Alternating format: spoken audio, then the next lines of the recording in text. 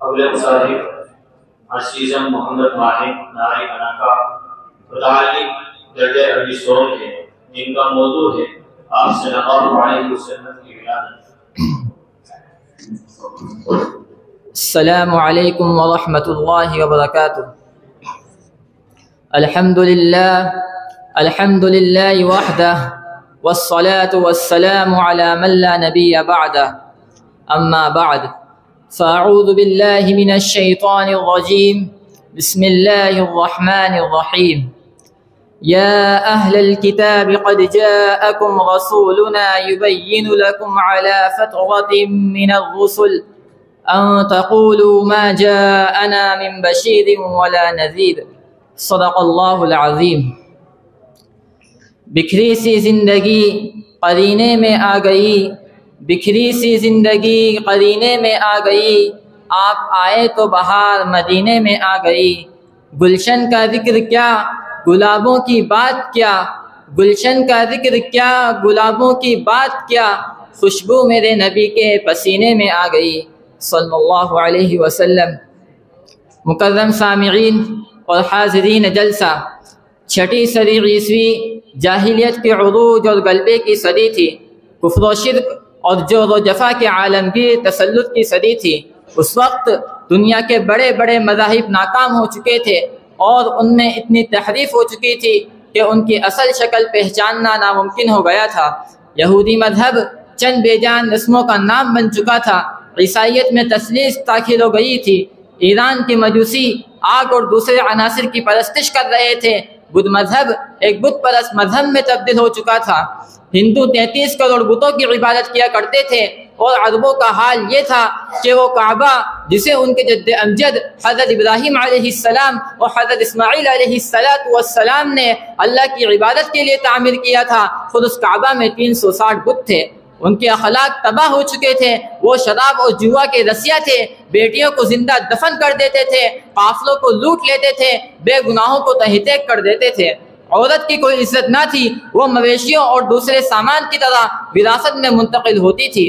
جنگ عربوں کی گٹھی میں پڑی ہوئی تھی، بعض جنگوں کا سلسلہ 40 سال چلا اور ہزاروں آدمی اپنی جان سے ہاتھ دھو بیٹھے۔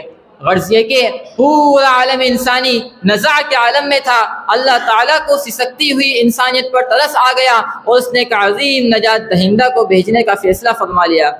اسی زمانے میں ابرہہ کا واقعہ پیش آیا، جس کے ہاتھیوں کے لشکر کو اللہ تعالیٰ نے چھوٹی چھوٹی چڑیوں سے ہلاک کر ڈالا۔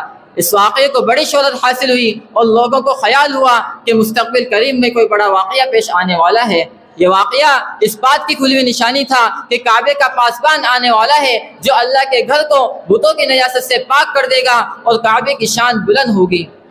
جیسے بہار سے پہلے خزاں رسیدہ درختوں کی سبز کومپلیں بہار کی آمد کی خبر دیتی ہے، یا جیسے رات کے بعد صبح طلوع ہونے لگتی ہے تو افق پر شفق کی سرخی پھیل جاتی ہے، یا جیسے بارش ہونے سے پہلے ٹھنڈی ہوائیں چلنے لگتی ہے، ایسے ہی دو جہاں کے آقا نور مجسم فخر دو عالم صلی اللہ علیہ وسلم کی ولادت سے پہلے ہوا۔ ایسے واقعات پیش آ رہے تھے جو دنیا والوں کو بتا رہے تھے کہ ظلم کی خزاں کا دور ختم ہونے والا ہے۔ کچھ ایسی نشانیاں ظاہر ہو رہی تھی جنہیں دیکھ کر عقل والے جان چکے تھے کہ جہالت کی طویل شب رخصت ہونے والی ہے۔ چند ایسی علامات نظر آ رہی تھی جن سے ثابت ہو رہا تھا کہ رحمت کی بارش ہونے والی ہے، اور ایسا کیوں نہ ہوتا، اب تو بہار جاویدہ آنے والی تھی، جس کے لیے حضرت ابراہیم علیہ السلام اور حضرت اسماعیل علیہ السلام نے دعائیں کی تھی۔ وہ صبح طلوع ہونے والی تھی جس کے طلوع کی بشارت حضرت موسیٰ، حضرت یسوع، حضرت یحییٰ اور حضرت عیسیٰ علیہ السلام نے دی تھی۔ رحمت کی وہ بارش برسنے والی تھی جس کا انتظار یہود کو بھی تھا اور نصارہ کو بھی۔ میں تو آگے بڑھ کر کہوں گا کہ اس باران رحمت کا انتظار ان یتیموں کو تھا جن کے سروں پر دست شفقت رکھنے والا کوئی نہ تھا۔ اس کا انتظار ان بیواؤں کو تھا جنہیں بنیادی انسانی حقوق کا بھی حقدار نہیں سمجھا جاتا تھا۔ اس بہار جاویدہ کا انتظار ان بچیوں کو تھا جنہیں زندہ دفن کر دیا جاتا تھا۔ اس کا انتظار ان مظلوموں کو تھا جن کی دستگیری کرنے والا کوئی نہ تھا۔ اس کا انتظار بحر و بر کو تھا جو فساد سے بھر چکے تھے۔ اس کا انتظار آسمان کو تھا جس کی آنکھیں توحیدی سجدوں پر ترس گئی تھی۔ اس کا انتظار ان فرشتوں کو تھا جو صبح و شام نامہ اعمال میں گناہوں کا اندراج کرتے کرتے تھک چکے تھے۔ اس کا انتظار شمس و قمر کو تھا جس کی روشنی سے استفادہ کرنے والوں میں کوئی مومن شامل نہ تھا۔ جی ہاں، انتظار ہی انتظار تھا، انسانوں کو انتظار، جنوں کو انتظار، فرشتوں کو انتظار، مظلوموں اور یتیموں کو انتظار، اور بیواؤں اور ستم رسیدہ بچوں کو انتظار۔ اور یہ انتظار تھا ایک مصلح کا، ایک نجات دہندہ کا، اور ایک شفیق مربی کا۔ اور نہ معلوم کتنے ہی لوگ یہ انتظار کرتے کرتے دنیا سے رخصت ہو گئے۔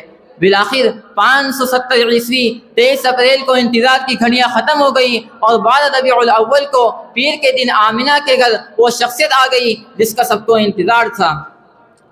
وہ بشر آ گیا جو وجہ عصمت بشر تھا، وہ انسان آ گیا جس پر انسانیت کی معراج ختم ہو چکی تھی، وہ نبی آ گیا جو اولین اور آخرین نبیوں کا سردار تھا، وہ آقا آ گیا جس کی غلامی پر ہزاروں آقا قربان کیے جا سکتے تھے، وہ مسیحا آ گیا جو ظاہری اور باطنی بیماریوں سے نجات دینے والا تھا۔ ہاں، دعائے خلیل علیہ السلام آ گیا، نوید مسیح علیہ السلام آ گیا، بشارت انبیاء آ گیا۔ کسی نے کیا ہی بہترین انداز میں حروف تہجی کے اعتبار سے آقائے نور مجسم